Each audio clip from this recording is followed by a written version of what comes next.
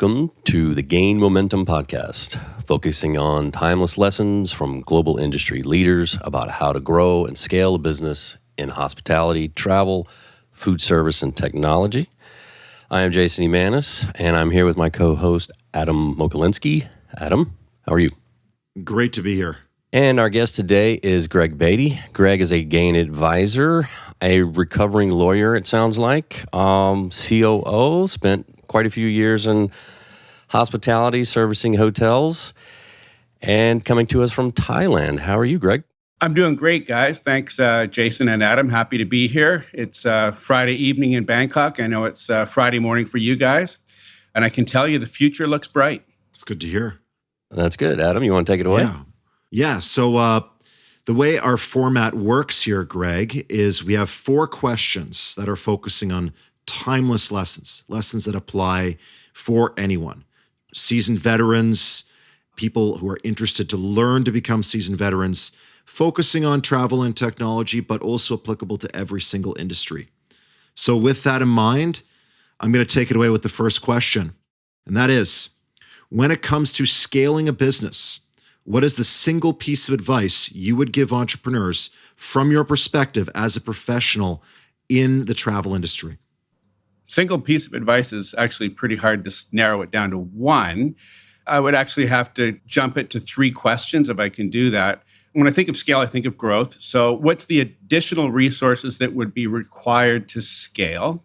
Because presumably you're looking for economies of scale, but some additional resources may still be required, especially for distribution of additional products. Why do we want to scale?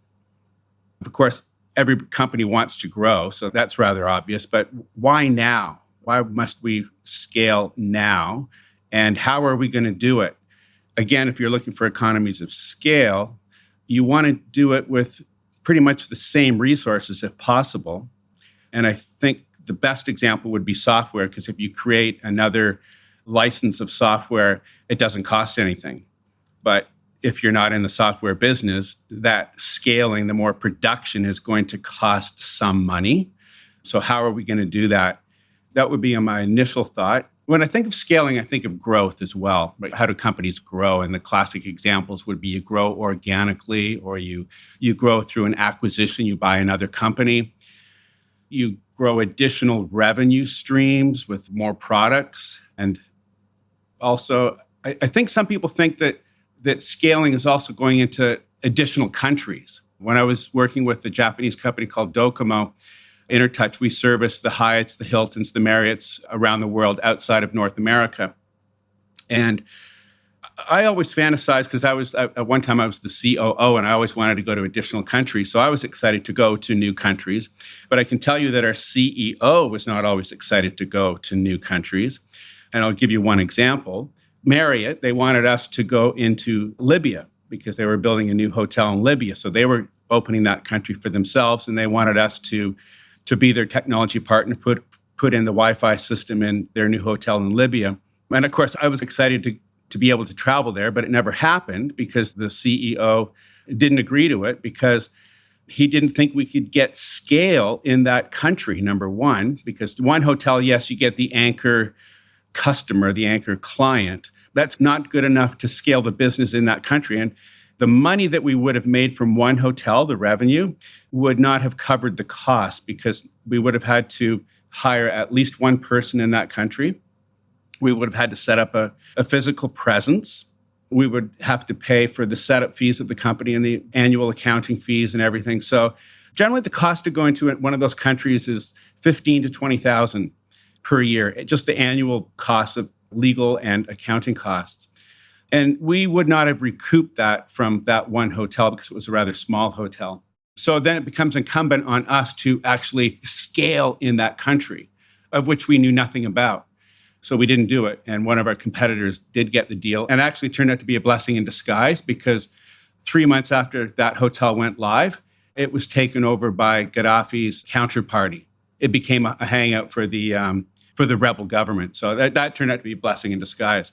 So going back to your question, when I think of scaling, I don't think it's the same as going into new countries in geographic coverage, because coverage is not the same as scale. Yeah, I've been through an international expansion in a small company.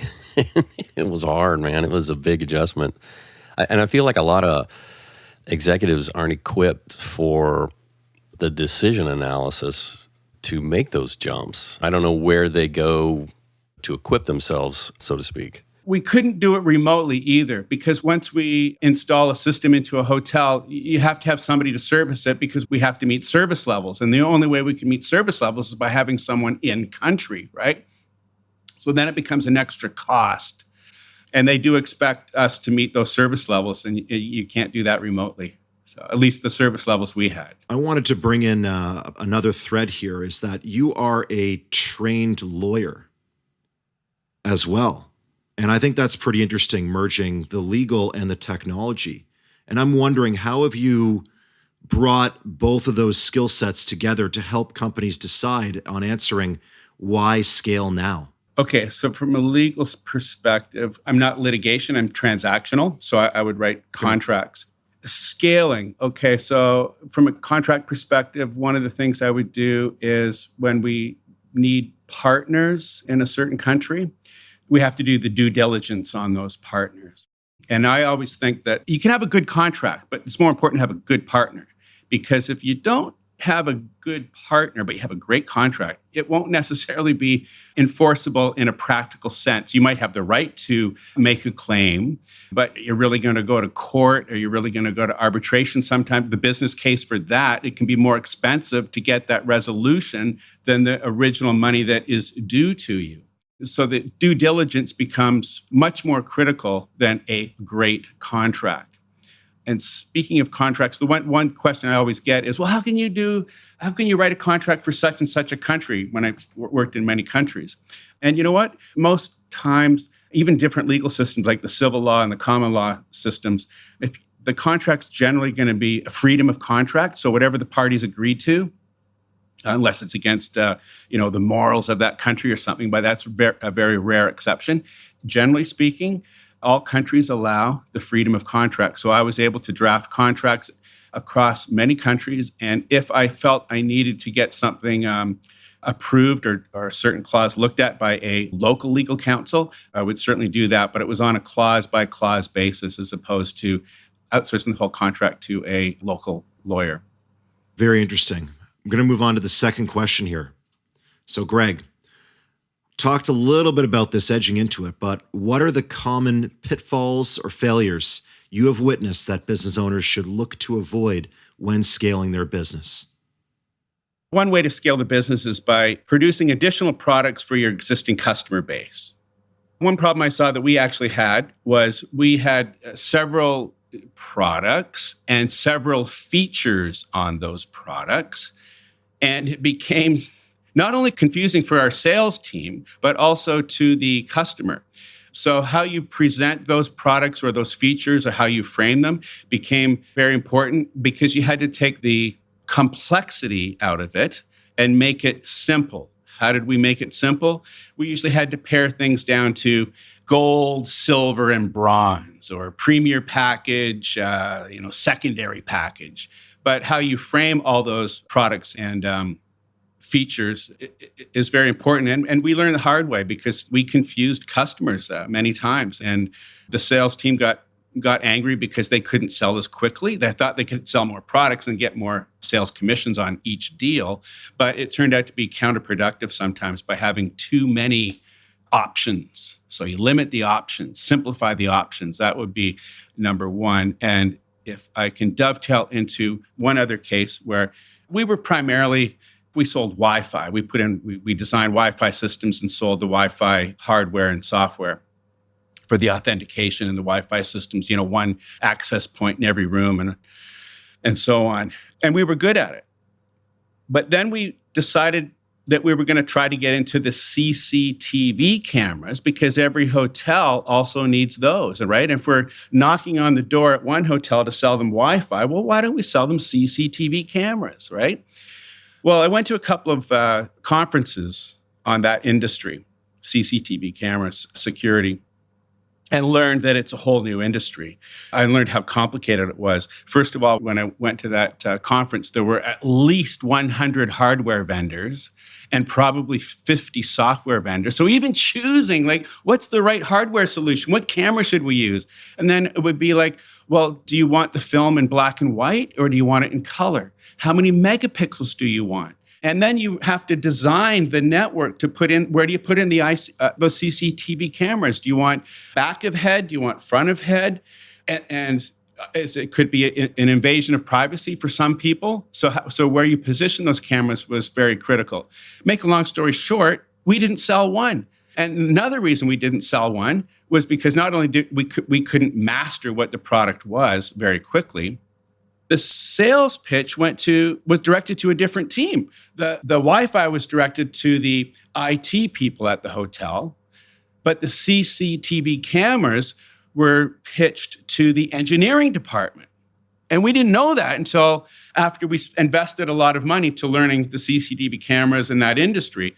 The quick lesson that we learned was, if you're going to fail fast. And we did. So we didn't lose a whole lot of money. We didn't lose a whole lot of time. I'd say 6 months. We did hire a couple of people, so we had to let them go. But it wasn't a huge disaster because we realized that, hey, we fail fast. And that's okay. If you fail fast and learn from it. I think it's common to underestimate, even going back to expansion. It just seems common to underestimate these investments, whether it's expanding or adding products. I've seen that as well. It's like a new product into a hotel, great. Come find out, very complex sell, total different audience. Underestimated the product management side on our end, the training of the sales team, looping in marketing and getting them trained up right. And it was rough. Yeah, and so we did train one guy. We hired one guy to pitch to the hotels. But because we're in many countries, our headquarters was in Singapore, but our hotels were all over Asia and the Middle East and Africa. So we had to send that one guy out to do site surveys just to get the information to do a proposal. We wouldn't even necessarily get the deal. So it was very costly to do the proposals. So anyway, we failed fast. If I could just say one other interesting example was, again, we were the Wi-Fi guys. The hotels wanted to get into, all the brands wanted to test the mobile key, where your phone was the key to your door. So you would get your, room 502 would get downloaded into your phone sometime as you entered the hotel or before you entered the hotel. So you could bypass the front desk. And we've all suffered through those long queues at the front desk, right? So it sounded like a great idea. And some hotels are still doing it, but we've been talking about it for 10 years and not many hotels have implemented it. And here's why. The finance people didn't like the ROI because they were already using the key card. So there's one ROI. They've already invested in the traditional key card system. So the finance people were like, why should we buy a secondary system? Because the mobile phone is not meant to replace the key cards. It's supplementary too, right? So the CFOs at the hotels would say, why should I pay for two ways of getting into the room? So that was a really hard sell. And then technically, even when some hotels just wanted to trial it, they really couldn't bypass the front desk because in many countries around the world, and I don't know what it's like in the US or Canada, but the guest, when they come into the hotel, they must log their passport at the front desk. And that's a police requirement, not a hotel requirement. So the hotels must follow that rule, right? So they didn't save any time after all. And then if it works for the door, to get into the elevator, sometimes you need the key card to go up to your room, right? To go up to your floor. And then you get like 8 people in the elevator at the same time, and they've all got their phones out trying to, get their floor destination. It was a nightmare.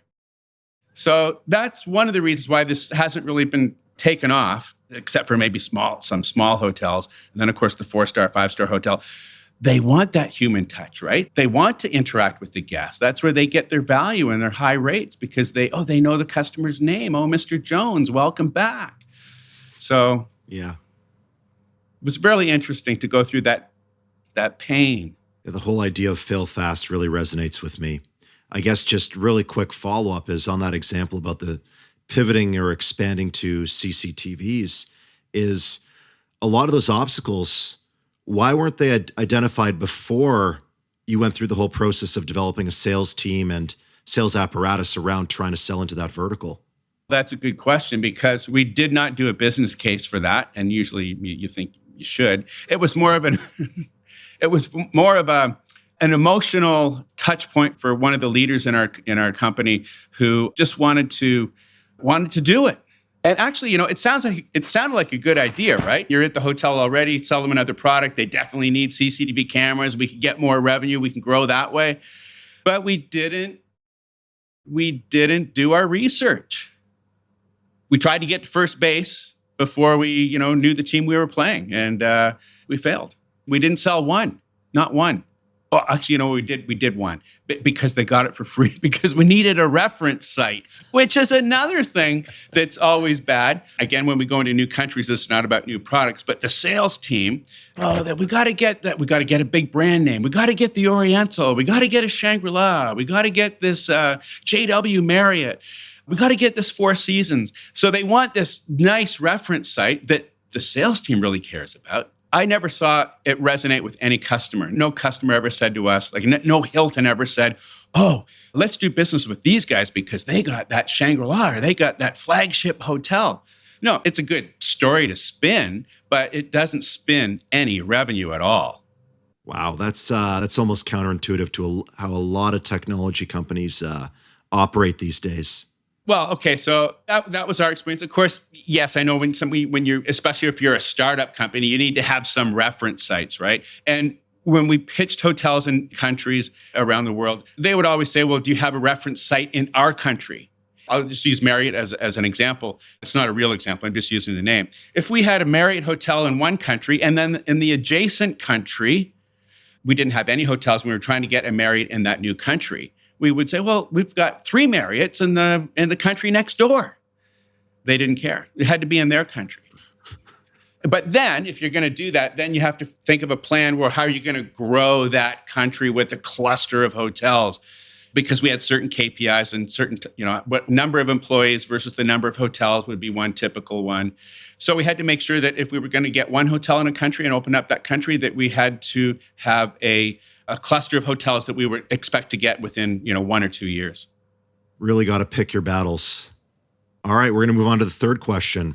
What do you see as the key opportunities and challenges for companies in 2023 and beyond?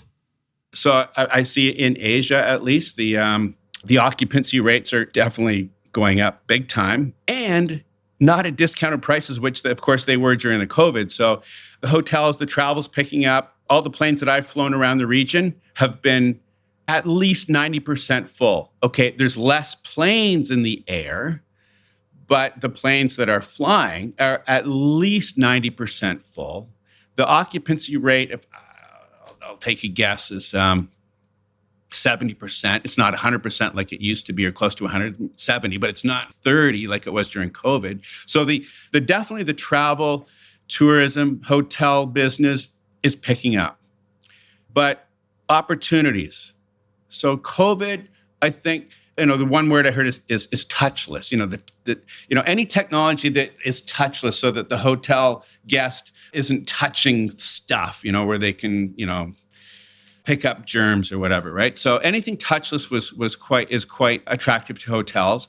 But the question I think has to be asked is, for any business, what problem are we solving? So if we have a new product or we have new technology, a new way of doing things, what problem is it solving? And it's got to be a valuable problem that you're solving.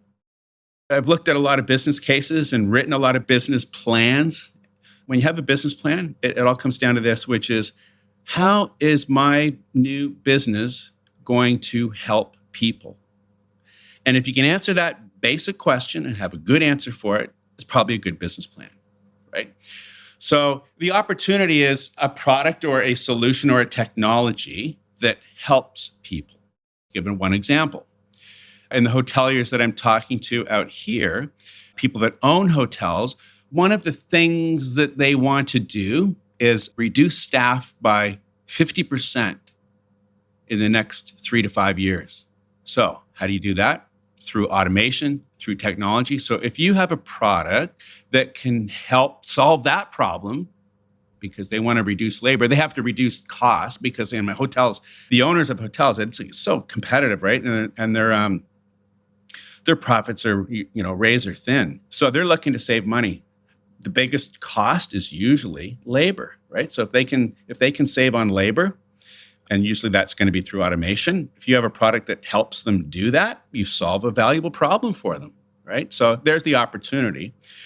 One company, a startup company that I'm helping, is they do recyclable mattresses. Now, this is a new business. I've never heard of this business before, but hotels, obviously, they need to buy mattresses, but it's usually a CapEx cost for them. This company, it's based in Thailand. It's basically a leasing program for the mattresses. So the hotel doesn't have that CapEx up front. They can lease it. And to my surprise, I thought there would be some like 10%, 20% premium on the overall cost of the duration of a mattress. And I think their maximum rental period is 8 years. But what they'll do at the end of 8 years, and the hotels can actually commit to a lesser time than that. It could be 2 years, 3 years, 4 years, 5. But the maximum is 8 years. Whatever they choose, let's say they choose 4 years. At the end of that 4 years, the company who's leasing the mattress takes it back and recycles it. It's, that it's a circular economy, the bio-circular green economy, BSG. It fits that model. Having said that, it's doing a great thing for the environment, recycling these mattresses in a very good way. They're having a hard time getting financing, even though it's a great story. And they have very good business fundamentals. The guy that's leading the company went to Cambridge University in the UK, so he's got all the right credentials, but it's still a hard time. And I'd work with some other startup companies that are in the ESG and biocircular green economy, and they're having a hard time. So I'm just shocked at how hard it is, even for these green companies, to get financing, to get off the ground. Even though those companies make big headlines every day, the practicality of it is, how do you get financing? And it's hard. It's hard. Yeah. I wonder if it's like just a priority in the investors. They just don't have that priority, because it's also urgency. Are you solving a problem, then how urgent is it? Like the labor thing is interesting. We all know that's a problem, and most of us know it's not going away. So it's pretty urgent that we find some solutions. Maybe in the investors' minds, they're like, mattress, well. I want to think that the reason why they haven't sold to investors is just timing. They're just a little bit ahead of the curve. But again, I don't know. It sounds like a great idea. I love that phrase, ahead of the curve. My favorite phrase along the same lines is, you don't want to be so far in front of the parade that people don't know you're in it, right? So you don't want to be way out there and super advanced. You want to be just ahead of the curve. Greg, we're going to move on to the last question, and you've answered a lot of this already, but maybe there's a few other points that you have. So that fourth question is, what are the key things innovative leaders and entrepreneurs should prioritize and focus on to gain traction for their business? Okay, so conceptually, I'll just say, look for quick wins. So when you talk about the word traction, that, build momentum, right? So look for some quick, easy wins rather than one big, large new product that, has to be validated and market tested. Just come up with something small. There's nothing wrong with small, right? So I'd say look for quick wins. I had a conversation with someone. We were talking about, I'll call it the triad of what's more important for leaders of a company. Is it employees? Is it profit?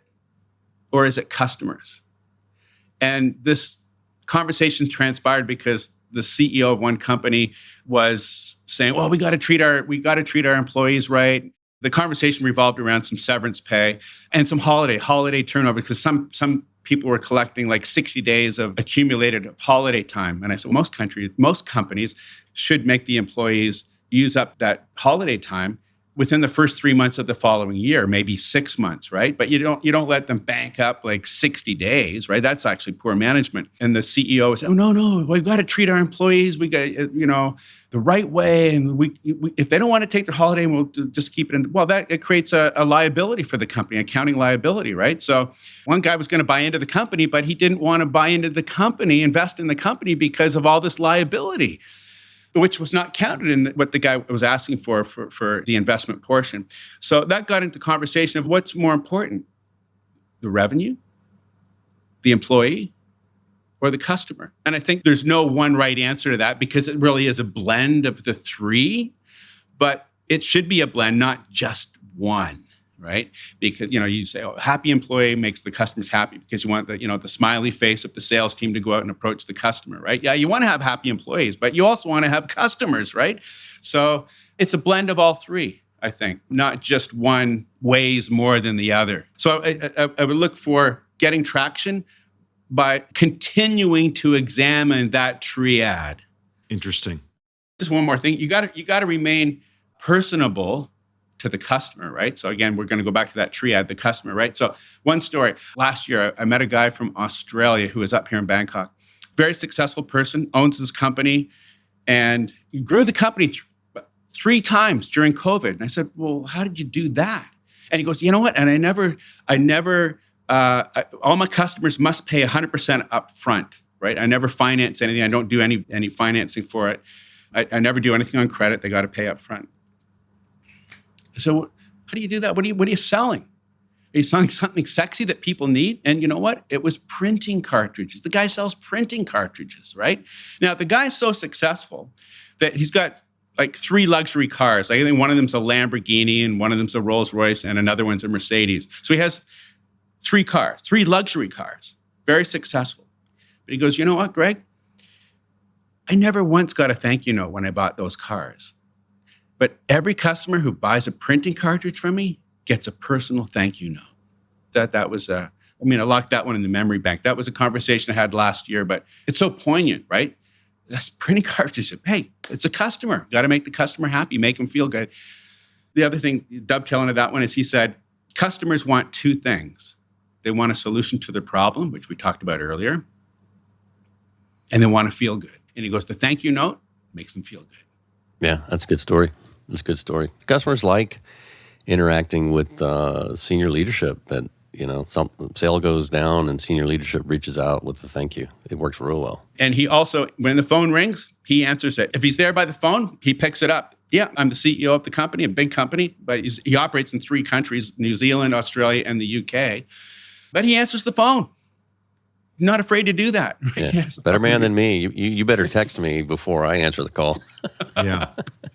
Well, Greg, truly fantastic answers. A ton to learn from, and maybe to listen to 2 or 3 times just to really grasp some of the concepts here. I can't thank you enough, Greg, for coming on. Thanks, guys. Thanks for inviting me to the podcast, and thanks for engaging in the answers as well as asking the questions. So thank you for that, Jason and Adam. Much appreciated. Thanks for listening to the Gain Momentum podcast. To stay up to date, make sure to follow or subscribe wherever you get your podcasts. For more information about Gain Advisors, head to gainadvisors.com.